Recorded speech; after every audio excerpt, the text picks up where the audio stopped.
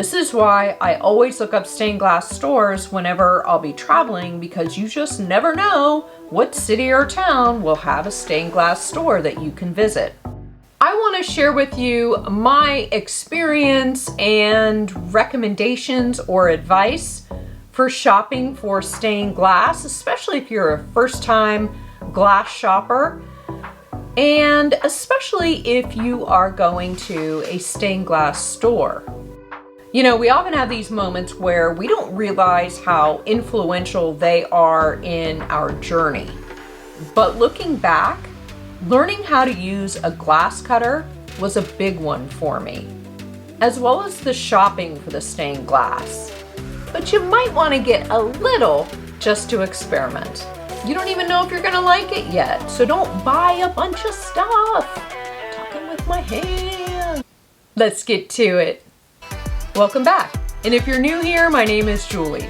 And on this channel, we talk about tips, tricks, tools, adhesives, materials, and specific mosaic projects, all to shorten your learning curve when it comes to creating mosaic art. So if that sounds like something you'd be interested in, please consider subscribing. If you love to make glass mosaic, especially with stained glass, then you know the thrill of going glass shopping. Or maybe you don't. Maybe you've never been glass shopping because you didn't know what you were shopping for, or you found the process intimidating. If that's the case, I hear you. That was me. I had no clue what I was buying. I had no clue what I wanted. I just know that I wanted some glass to play with. So in today's video, we're going to do something a little different than our usual. I want to share with you my experience and recommendations or advice for shopping for stained glass, especially if you're a first-time glass shopper, and especially if you are going to a stained glass store. And I'm going to do it while I unpack some stained glass that I purchased while on a trip to Colorado a few months ago. So what we're going to talk about today, I hope will help you, especially if you're thinking about starting to create a glass stash for your mosaic work, which basically does make it easier for you when you're creating art, that you don't have to run out every time you need glass. You can sort of go shopping with what you have in your stash. Or you may be shopping for stained glass for a particular project, or just to have some glass so that you can continue practicing your cutting.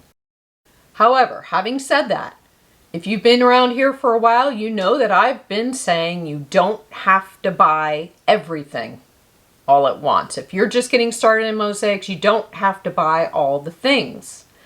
And I did a recent video where I talked at length about how to get started in mosaic work, and I will include a link to that video down below in the description. It is really thorough as far as if you want to start your glass mosaic, tile mosaic, whatever it may be.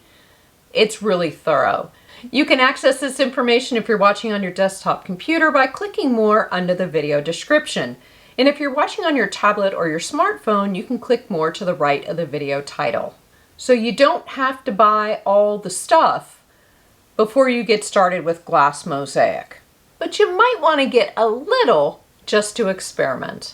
You don't even know if you're going to like it yet, so don't buy a bunch of stuff.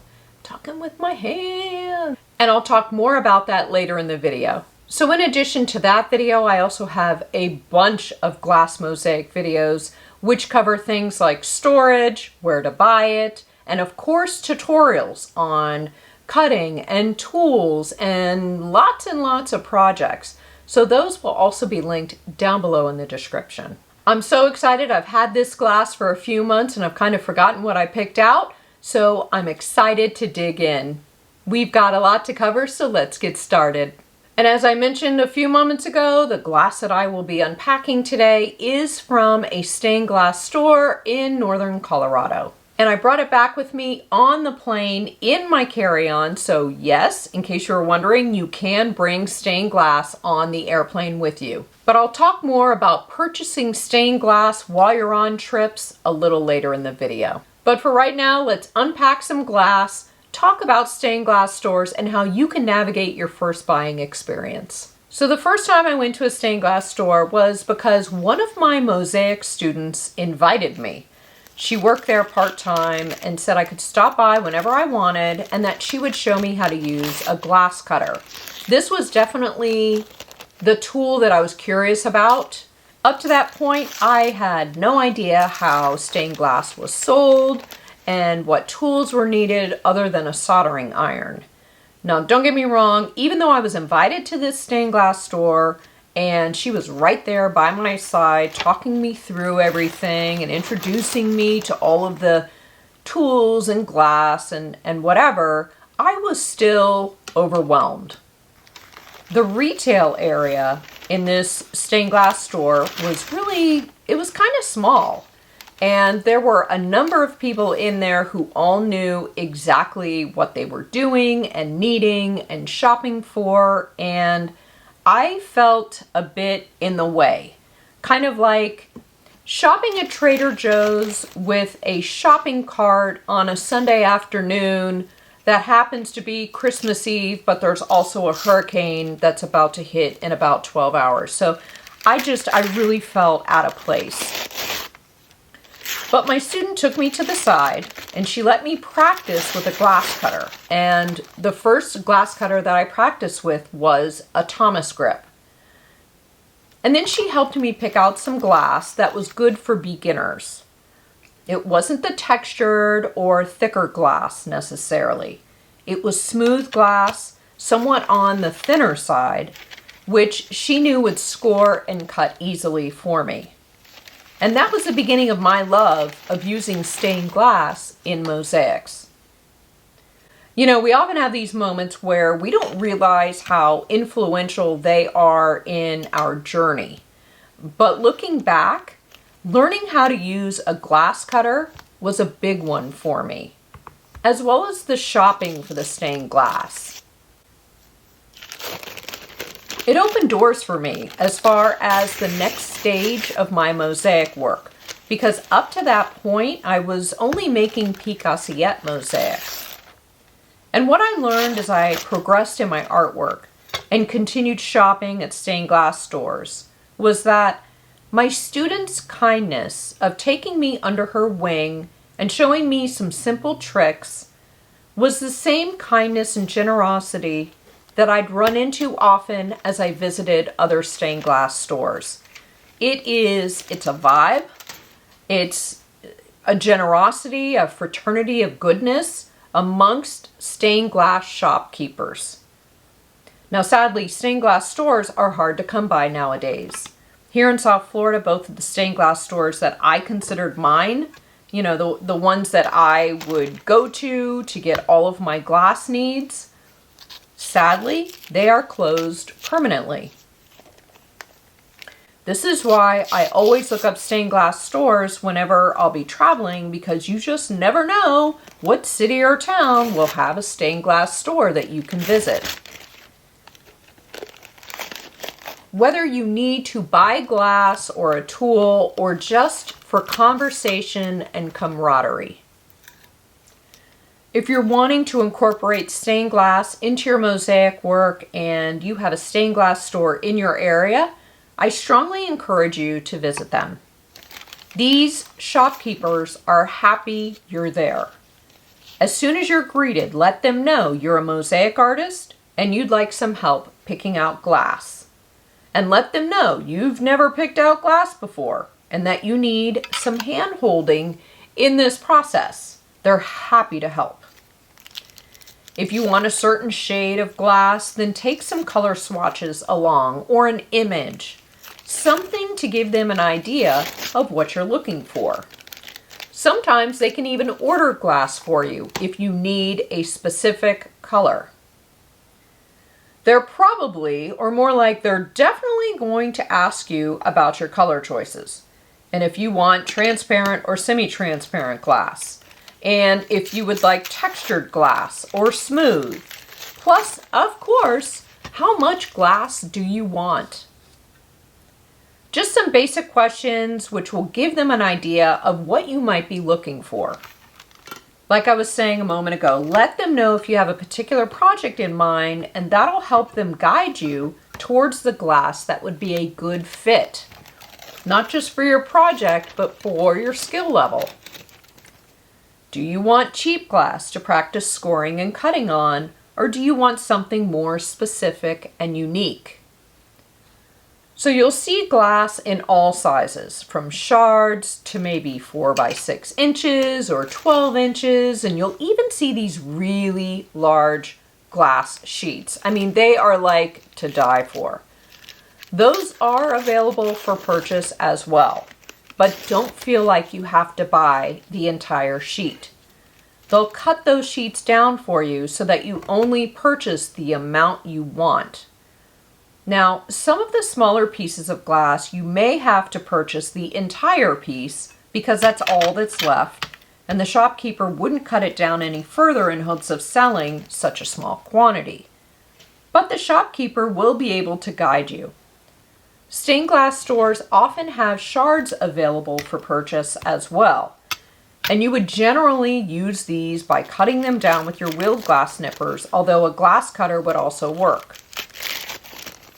These are cutoffs from other students in their stained glass classes, which are held at the store, and are often considered not usable by stained glass artists. Which I know sounds crazy, right?